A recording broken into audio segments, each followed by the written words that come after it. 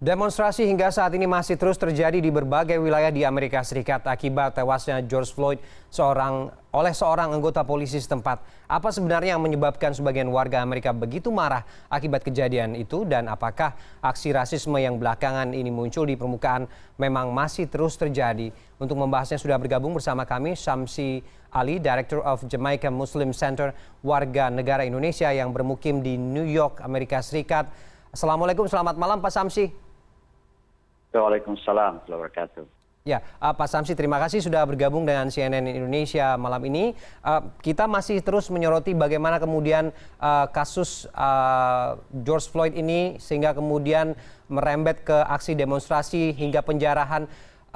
Masih terjadi di beberapa wilayah Amerika begitu Pak ya, sudah hampir lewat dari 30 negara, ya 30 bagian wilayah yang berdemonstrasi. Sebenarnya apa yang mendasari mereka sehingga kemudian aksi ini semakin meluas Pak Syamsi? Ya, jadi ada beberapa penyebab penting ya. Yang pertama memang ini sudah merupakan bara dalam sekam yang cukup lama. Karena adanya ketidakadilan dan juga rasisme yang masih sangat dalam di Amerika Serikat. Kita tahu bahwa rasisme ini bukan barang baru di Amerika. Ini merupakan ada yang mengistilahkan sebagai dosa asal Amerika. Dan memang dalam sejarahnya terlalu rasisme yang tinggi.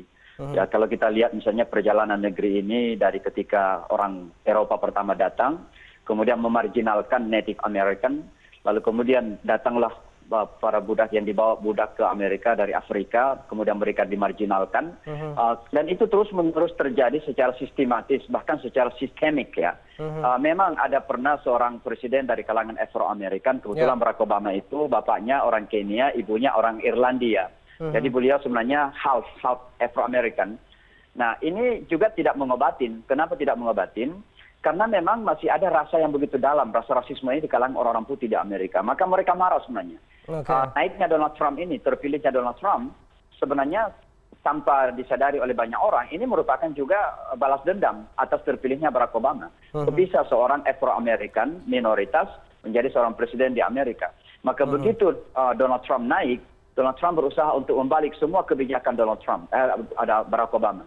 Termasuk misalnya Obamacare itu akan dihapuskan. Kemudian hubungan diplomatik dengan Kuba juga dihapuskan. Jadi kalau saya ingin kembali kepada pertanyaan tadi, jawabannya adalah karena ini adalah bara dalam sekam yang sudah cukup lama, dan begitu mendapat pemicu pasti akan berkobar lagi, akan naik lagi.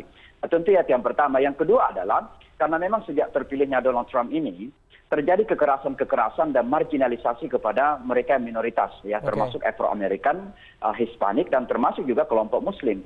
Ya, ini satu-satunya presiden yang tidak mengucapkan ucapan selamat Ramadan dan ucapan Idul Fitri kepada masyarakat Muslim kan. Nah ini satu indikasi saja bahwa betapa Donald Trump ini tidak sensitif kepada warga masyarakat Amerika yang lain selain dari orang putih. Meningginya white supremacy misalnya tidak juga bisa dilepaskan daripada karakter dari seorang presiden Donald Trump ini.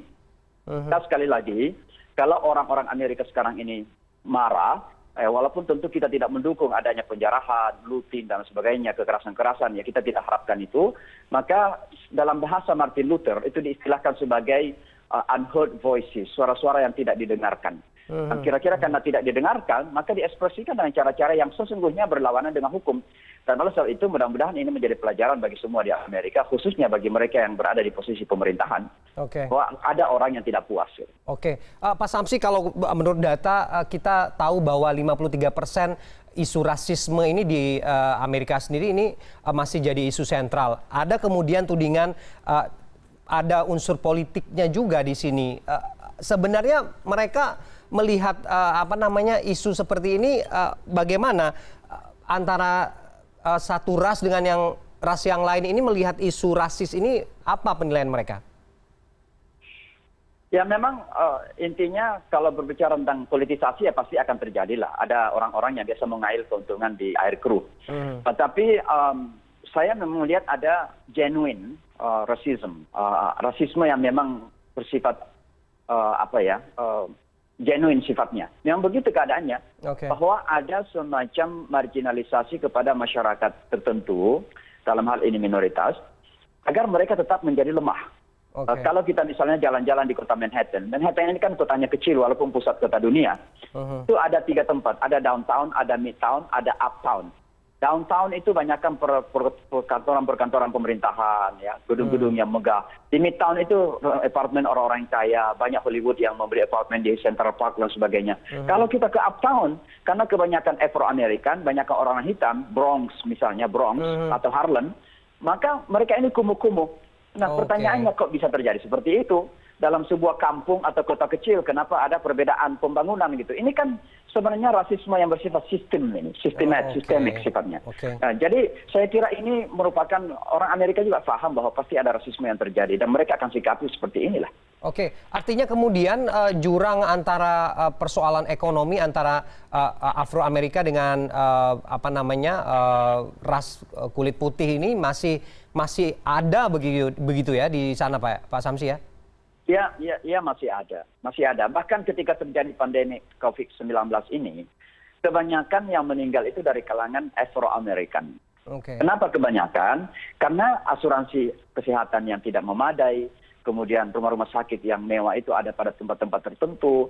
Nah, ini kan menandakan semua memang ada rasisme yang terjadi. Apalagi didukung oleh seolah-olah ada rasisme yang didukung oleh kekuasaan gitu loh. Semakin marahlah masyarakat yang berada pada kelompok-kelompok tersebut. Maka ketika ada kekerasan kepada kelompok orang tertentu, misalnya pembunuhan George Floyd di Minnesota, maka bangkitlah mereka ini. Dan harus kita sadari bahwa yang marah ini bukan cuma masyarakat hitam saja, tapi juga kelompok-kelompok yang masih sadar, ya, termasuk orang-orang putih sendiri. Banyak orang-orang putih yang bergabung dengan orang-orang hitam mengekspresikan ketidakpuasan dengan pemerintahan sekarang ini. Oke, Pak Samsi, dengan kondisi pandemi sekarang, aksi demonstrasi juga semakin meluas, sementara kasus COVID-19 juga kita tahu bahwa Amerika juga dari hari ke hari juga masih tinggi begitu. Bagaimana kemudian humas atau komunikasi antara pemerintah dan meletakkan kepercayaan masyarakat terhadap pemerintah dengan situasi seperti sekarang ini, Pak?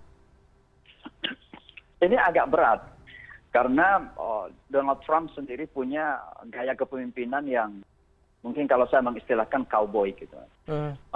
Kemarin saja di saat-saat orang Afro-Amerika marah, ya kemudian dituduh lagi mereka adalah orang-orang yang kira-kira penjahat-penjahat lah. Saya kira kata-kata seorang presiden itu kan pasti punya dampak secara luas ya. Bahkan ada seorang kepala kepolisian, kalau tidak salah dari LA, dari Los Angeles, mengatakan kalau presiden tidak ada lagi kata-kata yang baik keluar dari mulutnya, diam saja. Bayangkan seorang kepala kepolisian menyampaikan itu pada presidennya. Nah, ini menandakan bahwa pada saat-saat seperti ini diharapkan adanya kepemimpinan yang bisa menenangkan masyarakat, bukan justru mengucapkan kata-kata yang kemudian lebih membakar lagi kemarahan masyarakat. Jadi apa yang kita lakukan saat ini adalah pada level bawah. Kami misalnya kemarin komunitas muslim ada pertemuan bagaimana kita memberikan kontribusi untuk menenangkan masyarakat. Kemudian pada hari Kamis besok ini kami di kota New York akan ada pertemuan dengan wali kota New York bagaimana kita menyikapi permasalahan ini. Intinya kami kalau masyarakat muslim di sini akan selalu berada di tengah-tengah untuk menenangkan saja. Kita ingin melihat bahwa rasisme ini adalah musuh kita bersama dan kita tidak membenci orang putih hanya karena warna kulitnya. Dan kita tidak akan juga mendukung orang hitam karena warna kulitnya. Kita akan mendukung kesetaraan. Dan kita akan memerangi bersama rasisme dalam masyarakat itu. Oke, Pak Samsi, ada kemudian perspektif dari publik bahwa dengan kondisi seperti ini bisa berpotensi ke isu agama. Apakah ini ada kondisi seperti itu yang Anda lihat? Kalau isu agama tidak. Ya tidak. Saya kira tidak ada isu agama yang terlibat di sini. Justru yang terlibat di sini adalah isu ras, ya, putih dan non putih. Dan oleh karenanya kita sebagai orang-orang beragama berusaha dengan pesan moral keagamaan kita untuk menjembatani gap yang ada di antara komunitas ini, antara yang putih dan non putih, bahwa sesungguhnya kita semua adalah manusia yang sama, memiliki kulit yang berbeda, tapi memiliki kemanusiaan yang sama dan punya kepentingan yang sama. Masing-masing ingin keadilan, masing-masing ingin kesejahteraan, ingin keamanan, kedamaian, dan ini yang terus kita kedepankan dalam upaya-upaya untuk mendekati masyarakat kita. Kami dengan pemeluk agama-agama lain di kota New York sangat dekat, dan kita melakukan koordinasi secara dekat bagaimana memberikan statement yang menyejukkan, bukan justru membakar kemarahan orang seperti yang misalnya disampaikan oleh Presiden Donald Trump kemarin, dalam konferensi pers, bahkan menuduh beberapa pemerintahan lokal sebagai lemah misalnya.